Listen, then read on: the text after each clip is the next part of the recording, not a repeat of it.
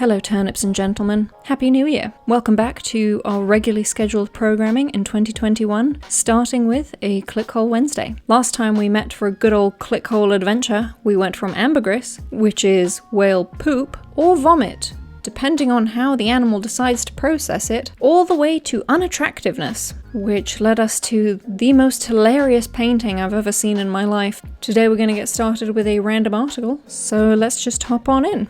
May our first article of 2021 be perfectly random.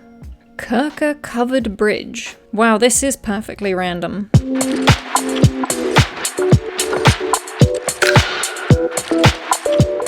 Welcome to Clickhole Wednesday, a casual hump day hangout that takes less time to edit than my other shit. There it is in all its majesty, near West Union, Ohio. It was built in the late 1860s, and it was listed on the National Register of Historic Places in 1975. The technical term for it is apparently King Post Truss Bridge. It is named for the Ohio governor during 1807-08, Thomas Kirker, who had immigrated from Ireland in 1779 and was the first permanent settler in the area. The bridge was closed to vehicular traffic at some unknown date, I don't know when. I imagine because it probably doesn't hold a car very well. Okay, well let's learn about Thomas Kirker. There he is, with his very lovely hairstyle. Thomas Kirker was a Democratic Republican politician from Ohio. He served as the second governor. Okay, so he was born in Ireland, as we know. He then moved with his family to Lancaster, Pennsylvania. Oh, Lancaster, Pennsylvania! Wait! Lancaster County is also home to Mountville, which if you take this road to this one, through bird in hand, you will also end up in intercourse. And this is proof that I didn't make that up. Okay, so he moved to Lancaster in 1779. He married Sarah Smith in 1790 and moved with his wife to Kentucky. 3 years later, they moved to Ohio, to the Liberty Township, and looks like he stayed there till he died. Okay, so he first served in the Ohio House of Representatives in 1803, and then in the Senate after that. While he was serving as Speaker of the Senate, he became governor upon the resignation of Edward Tiffin to take a seat in the US Senate. Oh, damn, I was hoping for scandal. Kirker's term was extended through the 1807-1808 meeting of the Assembly due to the disqualification of Return J. Meigs, Jr., as he did not meet residency requirements. What kind of name is Return? You know what, there's some odd names in this article. Return is one. There's also Othniel Looker. I don't think either of those names will, dare I make the joke, return. Okay, so Kirker then ran for re-election, but he lost badly. How badly? Do we have numbers? No. He later returned to the Assembly, and then at some point he retired from politics and returned to his home at his Liberty Township farm, where he was buried when he died. That is quite a magnificent gravestone.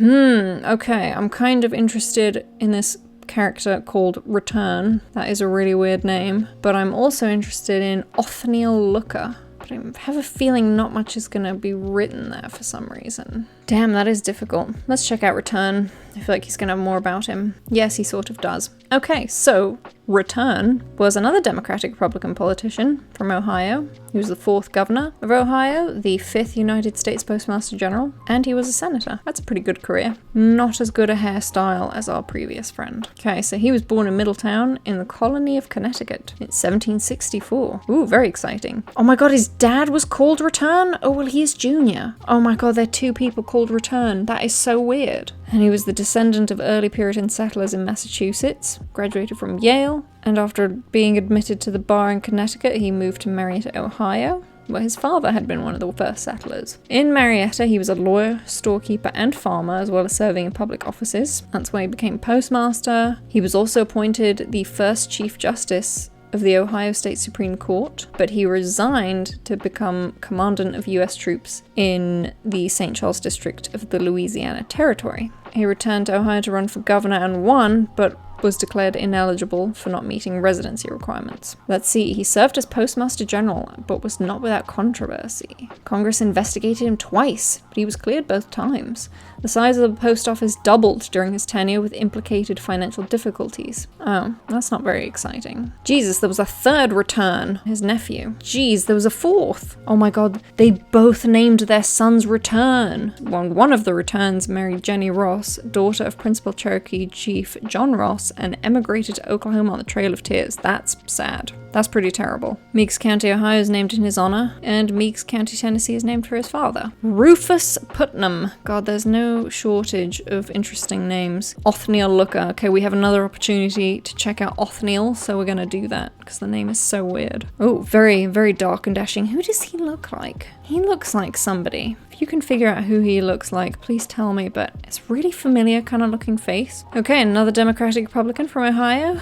5th governor. Nobody seems to know where he was born. It was either Morris County, New Jersey, or Long Island, New York. His gravestone goes with the Morris County location. Interesting. His father died when he was really young, around 2. He enlisted with the New Jersey militia in 1776. 3 years later he married, moved to Vermont, and then to New York, working as a teacher. Oh, there's his house. Interesting that it seems to have 2 front doors. His home was restored by the Village Historical Society in Harrison, Ohio. It's now open to the public free of admission on a few dates during the year, and there are special tours that can be arranged. Wonder why it's got 2 front doors though. What's the point of that? It's very cute though. Nice little house, almost looks like a toy, like one of those wooden buildings you played with as a kid. Alright, let's get another list action. 1757 births or 1845 deaths. Well, it's the start of the new year. Let's go for the more optimistic births. Okay, there was a lot of people. Seemingly there are 200 pages in this category that are listed anyway. I want to find a weird name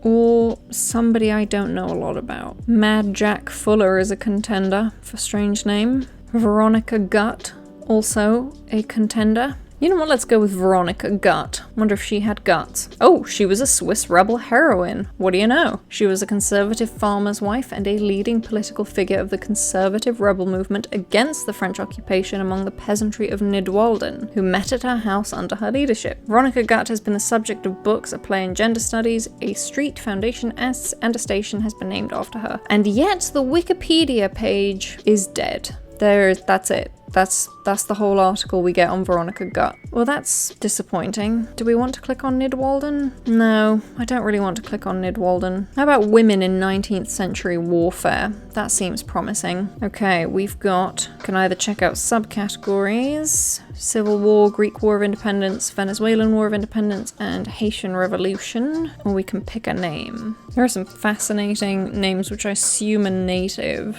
Old-Lady-Grieves-The-Enemy. That's epic. And pretty nose. Oh my god, she did have a really pretty nose. Arapaho woman who participated in the Battle of the Little Bighorn. She lived to be at least 101 and reportedly became a war chief.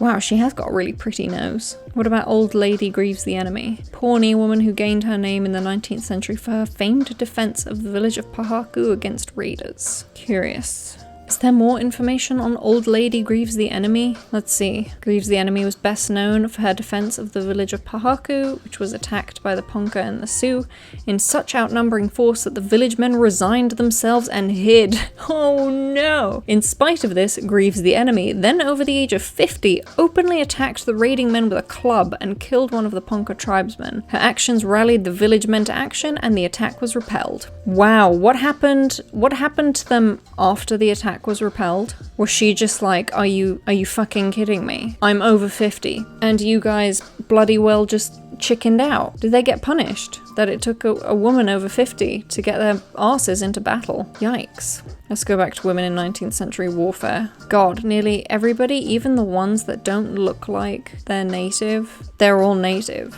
A lot of these are native women. Let's check out Dedee Bazile, a figure of the Haitian Revolution. She is remembered for retrieving and burying the mutilated body of Emperor Dessalines after his assassination at Pont-l'Arnage. She was born to enslaved parents and made living serving as a sutler. What's that? A sutler or victualler is a civilian merchant who sells provisions to an army in the field, in camp, or in quarters. Oh, I see. So they would travel with a tent or a wagon with an army or to remote outposts. Interesting. Okay. So she served as one of those to the army of Dessalines. There are varying accounts of her madness, but according to legend, Dedee Bazile either developed mental illness after she was raped by her master at 18, or after some of her family members were killed in the defeat of Dessalines' army by General Donatien Rochambeau. So in 1806, the emperor was ambushed and was fatally shot. His body was then brought into the city where it was stoned and mutilated by crowds. This bit of text translates to, while numerous children in the midst of great cries of joy covered the unfortunate remains of Dessalines with stone impacts on the government place,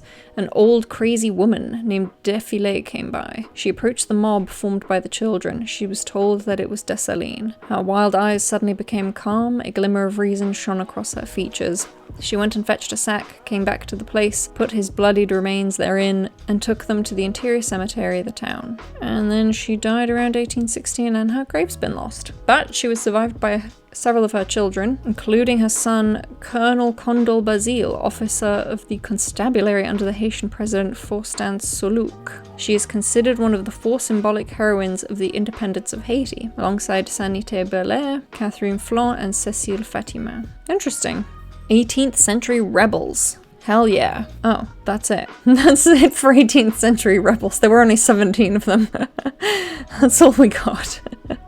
Okay, we're gonna click on this one. I'm pretty sure I'm not going to be able to pronounce anything in here, so let's just overlook that. Oh, it's short. That's a shame. It sounded interesting. Okay, Nusta Huillac was a Qulla leader who rebelled against the Spanish in Chile in 1780. She was nicknamed La Tirana, Spanish for the tyrant, because of her alleged mistreatment of prisoners. The term Nusta comes from the Quechuan languages and was the name for the princesses in the Inca Empire. According to legend, she fell in love with Vasco de Almeida, one of her prisoners, and pleaded with her people for him. After her father's death, she became the leader of a group of former Incas who were brought to Chile to mine silver in Huantajaya. Numerous tribes pledged their allegiance to her, and she became a symbol of resistance against the Spanish conquest. Again, could be really interesting, but there's nothing here. That's disappointing. Is there a page for Nusta? Don't think there is. What is Culla? What is that? Culla, Quechuan for south, Hispanicized and mixed spellings, Colla with a K or a C. They're an indigenous people of western Bolivia, Chile, and Argentina living in Jujuy and Salta provinces. The 2004 Complementary Indigenous Survey reported 53,000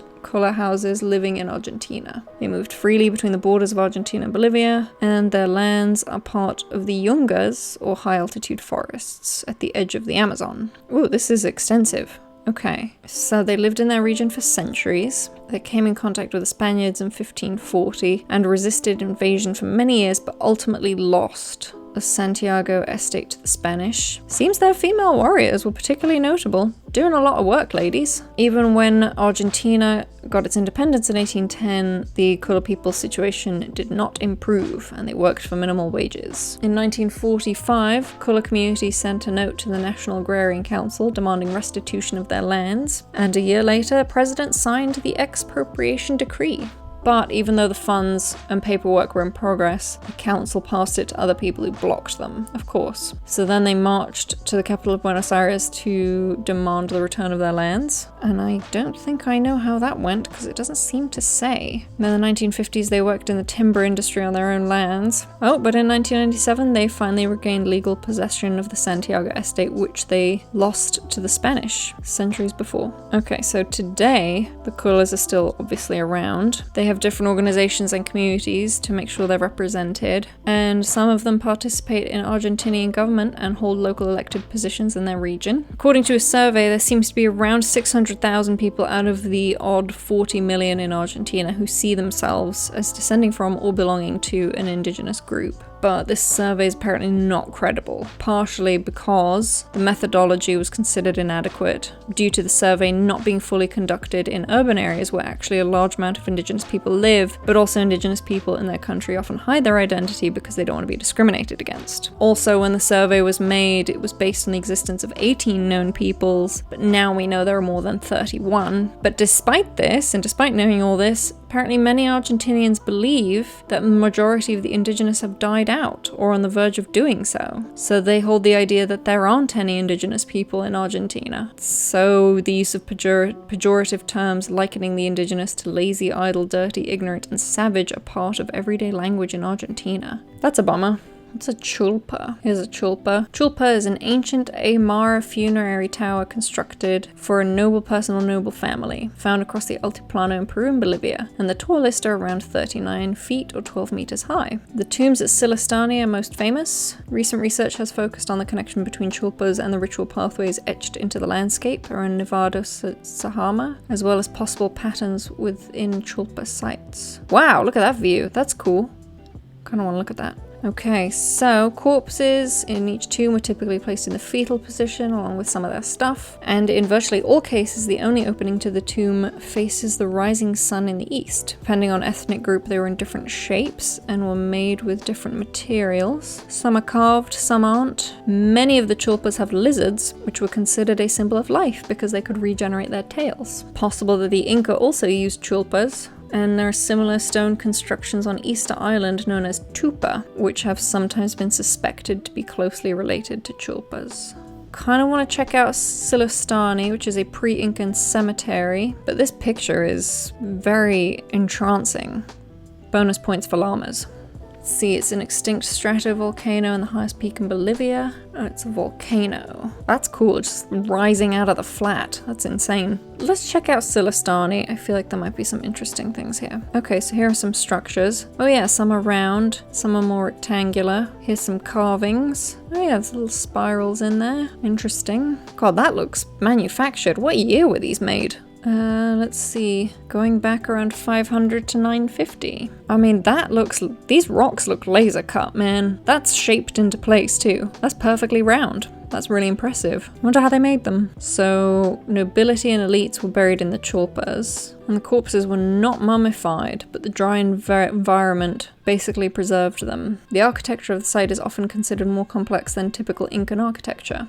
In contrast with the Inca, who used stones of varying shapes, the Qulla used even rectangular edges. While Chullpas are not unique to Sillustani and found across the Altiplano, this site is considered the best and most preserved example. Here's a picture. Can I see this bigger, please? Thank you. Okay, let's see what's here. Am I crazy, or does this just look like rocks? I see there are some walls. Oh, is that a Chullpa over there, maybe? Oh yeah, here's another one. Okay, so they're dotted about the landscape. That's probably another one over there. Oh, there's a good one. That one's preserved rather well. And this one over here. Oh, there are 3 here that are good. 1, 2, and 3. Let's check out more tombs in Peru. I need pictures. Oh, here's one. Okay, Cutimbo's got pictures. That's the only one with pictures. The word is possibly from the Quechua language for giant armadillo.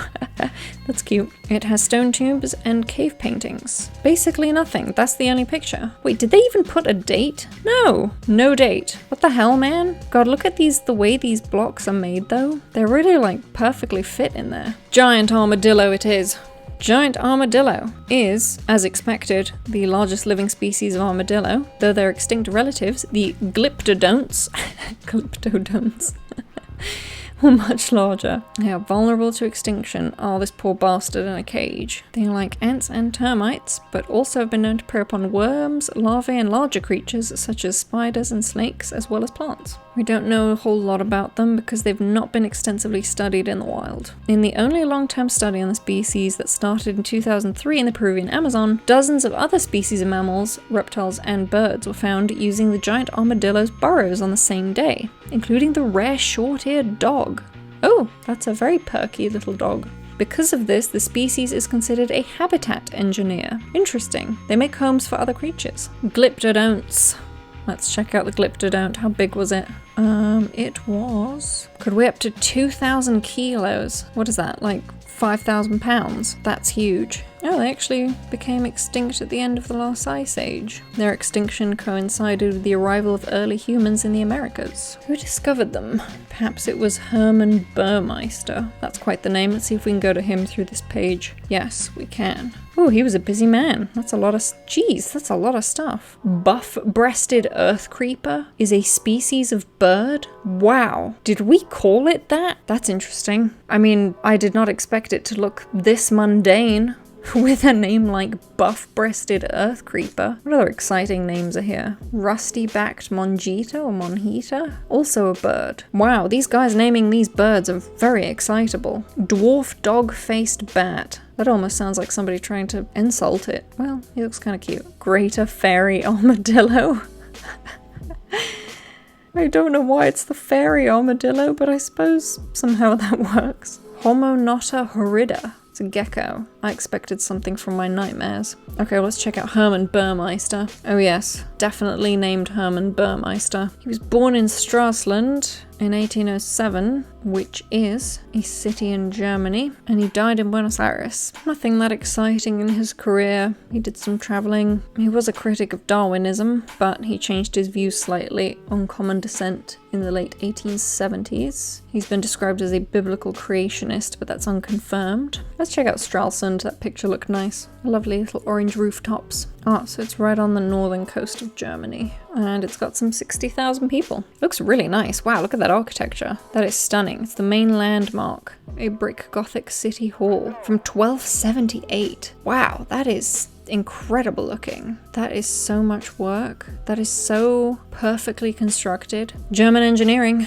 Okay, well, it looks like a busy place. It is very much alive and well. Oh, I love these buildings. This is a very ornate door. Oh, Merkel's from there. Oh yeah, she was born there. And her office is still located on the main shopping street. No way. I did not know. 20th century seems home to athletes and performers, and then 2 politicians. And before that, it appears to have mostly been, well, a lot of scholars, architects, army. Actually, it's quite a good mix. I can't generalize. I'd be lying. Looks like they've developed their own breed of fancy pigeon as well. The Stralsund High Flyer. Cool. Well, I think we'll end this clickhole here, in Stralsund, home of Angela Merkel. But we started here with the Kirker covered bridge, a small 19th century bridge named after Thomas Kirker. From him we explored some other early politicians, 18th and 19th century in the area, including some really interesting named ones like Return and Othniel. After that we discovered some interesting women who participated in warfare, whose Wikipedia pages are sorely unattended to.